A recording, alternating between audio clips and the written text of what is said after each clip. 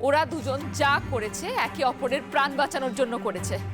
আমি বলছি ঠিক করেছে, বেশ করেছে। আপনাদের কারোর সাথে আমার কোনো শত্রুতা নেই।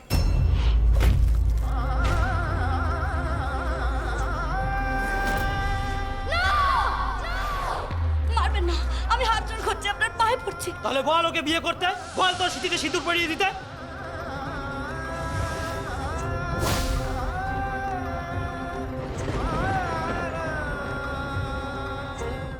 এ দুটোকে ওদের গ্রামে নিয়ে চল। ওই আপনার জামাই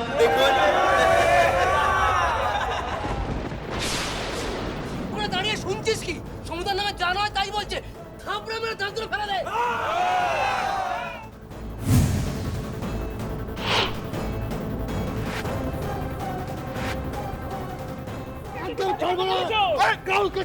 ওই থাম, থাম তোরা। উফ, থাম একটু। এই মারামারি, হাতাহাতি, রক্তারক্তি আর ভাল লাগে না আমার কিছু। সোম, সোম ঠিক করে বল। আরে জবাব দে, কি করেছিস তুই? জবাব তো আমারও চাই শিবুদা। সোমকে আমি অনেক বছর ধরে চিনি। সোম কোনোদিন কোনো অন্যায় কাজ করতেই পারে না। আর আমার বিশ্বাস অত সহজে টলে না। এর জবাব যদি নিতে হয় তাহলে আমি আমার মেয়ের কাছ থেকে নেব। এই কাজে নিশ্চয়ই ওর কোনো কারসাজি আছে। আয় ময়না, ছোটবেলা থেকে তোর সমস্ত খামখেয়ালিপনা আমি সহ্য করেছি, কোনোদিন কিচ্ছু বলিনি। এমনকি কোনোদিন তোকে উঁচু গলায় শাসন পর্যন্ত করিনি। আজ এখানে যা হচ্ছে তার সোমের মতো একটা ভালো ছেলের গায়ে কাদা ছিটছে। আমাদের ভুবনপুর গ্রামের নাম বদনাম হচ্ছে। বল, বল কি করেছিস? বল। শুভদি কাকা, ওকে কিছু বলো না। যা হয়েছে, যা ঘটেছে, তাতে ওর কোনো হাত ছিল না। সোম, পরিষ্কার করে বল কি হয়েছে। কি হলো সোম? বলো না, তুমি কেন চুপ করে আছো? বলো না। তুমি বাড়ি থেকে বেরোলে, তারপর লাল কাপুরে গেলে, তারপর কি হলো ওখানে? কি হয়েছে ওখানে? বলো না সোম। বিয়ে হয়েছে।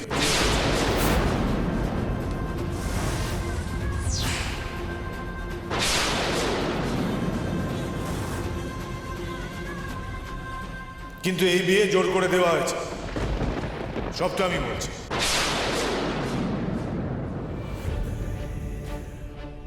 হ্যাঁ হ্যাঁ ঠিক আছে, শুধু চিন্তা করছো কেন? এই তো পৌঁছে গেছি, সবাই বাস থেকে নামলাম।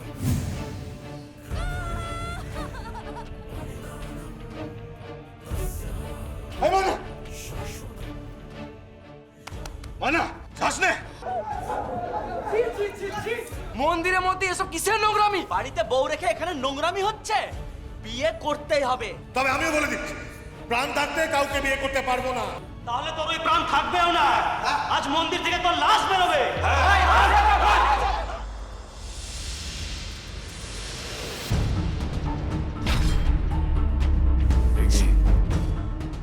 তোর সিঁদুরে সিঁদুর কেন? তোমার সাথে ওর বিয়ে হয়েছে। হ্যাঁ, তুমি তো নিজের হাতে সিঁদুর পরিয়েছো ওকে।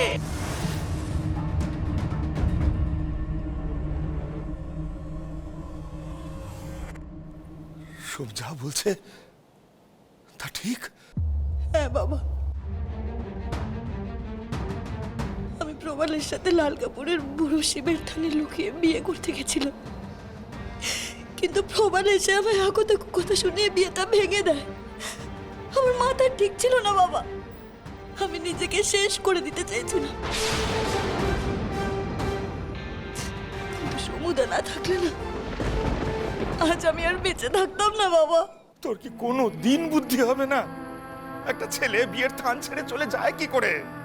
ভুবনপুর গ্রামের সব মানুষজন কি মরে গিয়েছিল? তুই আমায় বললি না কেন? ঘাড় ধরে টেনে এনে ওকে ছাদনা তলায় বসাতাম। সুবুদ্ধি, মাথা গরম করো না। যা ঘটবার সেটা তো ঘটে গেছে, সেটা তো আর বদল করতে পারবে না। কারোর তো কিছু হাতে নেই। এবার ভেবে দেখো কি করবে। দেখার কি আছে? এটা আবার কোনো বিয়ে নাকি? এই সিঁদুরের কোনো দাম আছে নাকি? মুছে ফেলো এই সিঁদুর।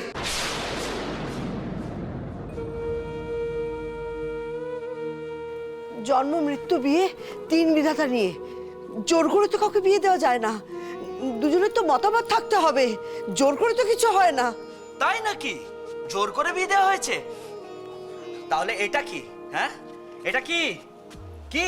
দেখুন দেখুন দেখুন, আরে দেখুন, আপনিও দেখুন।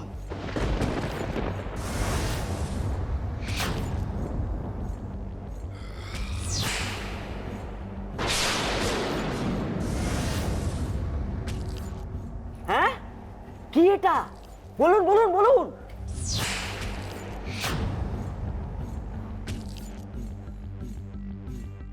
কি হয়েছে? তো বিয়ে হয়েছে তো?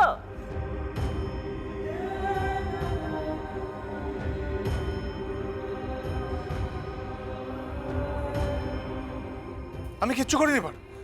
ওই তুমি তুমি সেদিনকে আমার শিখিয়েছিলে যে মানুষের দম আটকে গেলে কিভাবে তাকে বাঁচাতে হয়। আমি শুধু সেইটুকুই চেষ্টা করেছিলাম।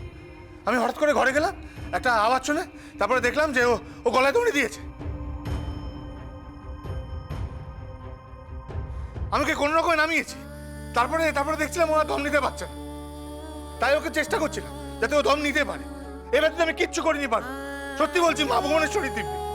সোমদা যা বলছে ঠিক বলছে। এই ছবি যখন তোলা হয়েছে তখন আমার শরীরে সারও ছিল না। আর সিঁদুর পরানোর সময় আমার জ্ঞান ছিল না। আমি যা করেছি সমুদাকে বাঁচানোর জন্য করেছি। বাবা বাবা, একজনের শরীরে সার ছিল না আর একজন অজ্ঞান ছিল। তোমরা দুজন দুজনকে বাঁচানোর জন্য এইসব করেছো? আরে ছা না, দুশ্চরিত্র লম্পট ছেলে একটা।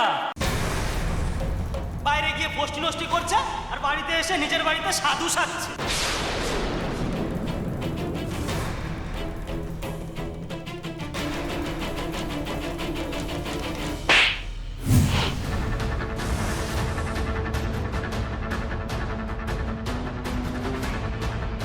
সোমেশ্বর দত্ত আমার স্বামী।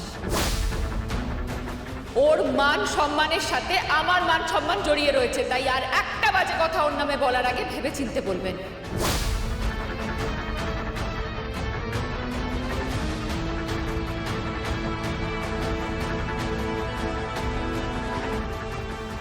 ময়না বা সোম কেউ কোনো ভুল কাজ করেনি। আমি সোমকে বলেছিলাম মানুষের প্রাণের থেকে বড় আর কিচ্ছু হয় না।